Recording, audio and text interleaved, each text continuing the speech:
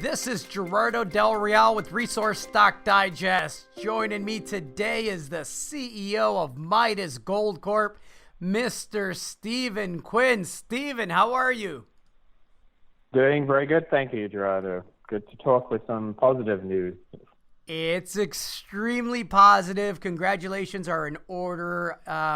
We finally got the release of the draft EIS on the Stibnite Gold project, which, I believe is the best unpermitted with an actual shot of being permitted, because I think it will be soon. I think Stibnite's the best undeveloped project out there. It's high grade. It's high margin. It's got excellent exploration upside. I could go on, but first off, congratulations. A lot of hard work has gone into this. Certainly has. I mean, we started the project almost 10 years ago now, the company almost 10 years ago now, and we filed our permit application after several years of sort of defining the project and what needs to be done.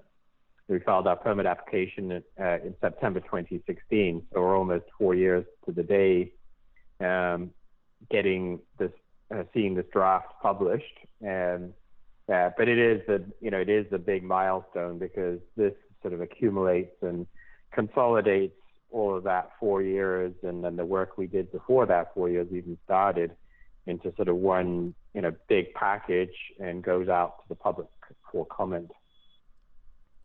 Can you explain to those that are new to the permitting process, right? We have, gold flirting with $2,000 again as I speak. And there's going to be a lot of new speculative capital in the space. We're seeing it already. For those not familiar with how close you are to an actual permit, can you explain the process moving forward? Certainly. So the draft environmental impact statement got published on Friday. That triggered a 60-day public comment period, and public includes everybody, includes us, includes agencies, general citizens of the country, whatever, can comment on that process. But the point of the comment are to help finalize the EIS. So they need to be specific. They need to be, focused on a particular item. You can't just say, I love mining or I hate mining. Sort of point out something particular in the draft EIS that warrants comments. And so they take all those comments, they collect them over a 60-day period, and then immediately following that, they then consolidate all of those comments, review them, and they look through and say, are there valid points here? Because some comments come in and, they could be standard form letters from somebody and says, why didn't you consider polar bear? Well, there aren't any polar bears, so, tick the box and say they considered the point, but the fact is there aren't any polar bears within X thousand miles, so, it doesn't need to be considered. But there could be much more practical points, questions on things that are actually at site, such as the salmon, is this adequately protective of salmon, and the work we're doing, does it have a reasonable probability of success to achieve the outcome that we're looking to do? So there could be some, very good comments. So you'll have the whole spectrum, but they work their way through that process, address the ones that need to be addressed. Sometimes, or fairly often, because this document is a beast, it's close to 5,000 pages long, and including all the appendices and everything, people don't necessarily see the information, they're looking through a particular chapter and they don't see it in another section. So the response to that comment may simply be, yes, that is addressed and it's in, a different location than you were looking at. So that's an adequate response. And then there could also be responses that, that's a good point and we've now addressed it in the final. So that all then feeds into drafting the final, and the current schedule is for the final to be published in Q2 21, so next year. And at the same time as the final EIS is issued, a draft decision is issued. And people have probably heard lots of comments about pipelines and other big projects, where they say, oh, the project was approved with 52 or 180 conditions. So those are set out in the draft of the record of decision. and that is subject to comment and review. And then the final decision is scheduled to come out in September 21. So approximately 12 months from now, we should have a final decision, and then permits are issued and we can get on and start building the mine. Once upon a time, Stephen, I consulted and did work for one of the longest term and supportive shareholders for Midas Gold, a gentleman both you and I are familiar with. And I titled a piece, a mining project the salmon would vote for.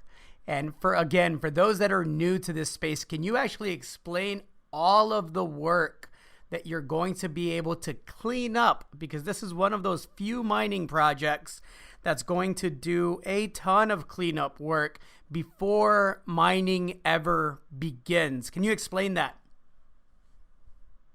Sure. So this is a brownfield site, and it was the largest producer of antimony and tungsten in the U.S. during the Second World War and Korean War, and produced over 90% of the antimony and around 40 to 50% of the tungsten. And because of its strategic importance, they were very much, mine as much as possible, fast as possible, and really weren't considering the longer term consequences of what they were doing. So in 1938, and this started just pre-war because China was invaded by Japan and cut off the supplies of antimony and tungsten. And the U.S. became, obviously concerned about this. So they started ramping up the development of the site. And in 1938, they cut off fish passage, including salmon, to the headwaters of the East Fork or the South Fork of the Salmon River. A bit of a mouthful, but key point is it's a tributary of the Salmon River. And so salmon haven't been able to get upstream for about 80 years now. And so we recognized when we came to site, given the legacy and impacts, that prior operators left behind, directed by the government, is that we really needed to bite the bullet and take on all of those previous liabilities and go fix the problem. And so we designed our project around water quality and getting fish back upstream and improving the habitat when they got there. So fix all of those problems that are essentially fish and water related. And so we designed our project around that, and it's one of the key components of the project that is being permitted, as well as redeveloping the mine. And so all of that cleanup work, getting fish back upstream, improving the habitat, improving water quality, is integral to the project that's being permitted. And so that's definitely a big factor. And so you take a project that currently, or an area that currently has no salmon able to migrate upstream, to one that has, a dynamic, robust ecosystem that allows fish to migrate up and down and, hopefully improves the salmon population in the area. It's a large reason why I believe the project has received such bipartisan support, which again, for a mining project is not common. Another reason, frankly, is because I think that the $1 billion investment in construction, along with the 500 direct and, numerous indirect jobs that are going to result from the project, I think all bodes well for a region that I know largely supports the project, wants the economic stimulus attached to it. Just really good work, Stephen. Is there anything else that you'd like to add? Well, I think, if people are shareholders or investors, they can go to our new website, a sort of additional website called restorethesite.com. So just all one word, restorethesite.com. And there's a bunch of information there, but there's also an opportunity to write a letter to the regulators saying you support the project, and it helps you generate specific letters because, as I said earlier, one just saying I like mining or I like Midas doesn't really count for anything.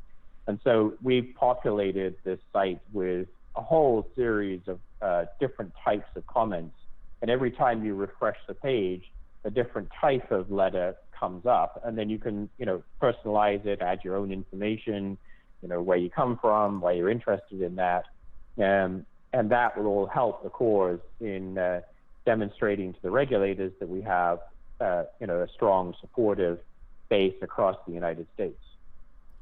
One last question before I let you go, Stephen. You and I, once upon a time, talked about a potential offtake for the antimony, which, is a critical metal. It's strategic. There's value there that I think also helps the permitting process. Is there consideration still given to that, or is that on the back burner for the time being?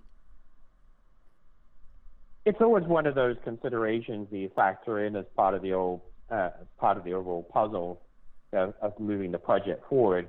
I would characterize that when we were talking about that, it was in a very different gold price and share price environment. Yeah. And when we've got a much stronger gold price and share price, it gives you more opportunities and more flexibility, because any of those offtake type agreements, they cost. I mean, they're a mechanism to get funding, but they're generally more expensive than what you might call traditional or conventional funding. So, we're definitely on the table as part of the discussions, or will be part of the discussions as we move forward. But there are probably a lot more opportunities out there today than there were 2, 3, 4 years ago. It sounds to me like you're negotiating from a position of power and leverage, and I know that was not the case 6 to 9 months ago. Stephen, congratulations again. Look forward to chatting soon. Great, and thanks, Gerardo. And people, if they want to go to restorethesite.com, please go ahead and provide a comment. Thanks again, Stephen.